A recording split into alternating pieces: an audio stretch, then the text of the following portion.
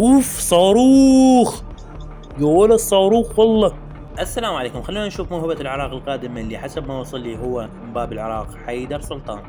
حلو بداية الفيديو، كرة عند الدفاع قطعها، اي والله قطعها، والله هدف حلو. قطع الطابة من الدفاع وعبرها من الحارس، هدف حلو. بالمناسبة الولد عمره 16 سنة بس، يعني بعد وليد شاب.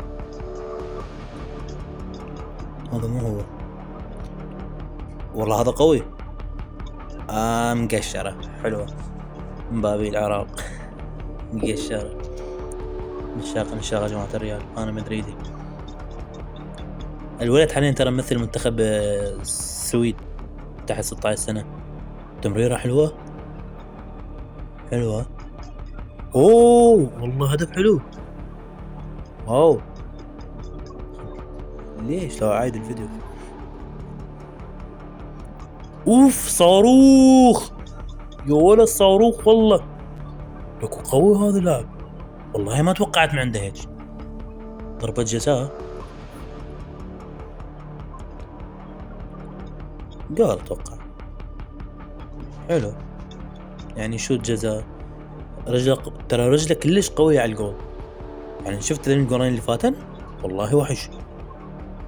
اوه والله يلعب سريع لك الولد سريع، راح طار، والله وحش فعلا. مبابي العراق ترى. تمريرة، هذا هو. انا ما اتوقع هذا هو. هدف حلو. ترى الولد يعرف يتمركز ورجله كلش قوية، بصراحة عجبني، وسريع ومهاري، يعني لاعب موهوب.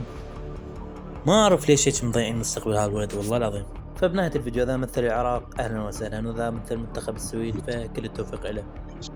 بريك اذا انضم هذا اللاعب للمنتخب العراقي راح تضيع موهبته مثل ما ضيعنا هواي مواهب لو راح ينجح ويا العراق. فبنهاية الفيديو خلونا لايك واشتراك، ومع السلامة.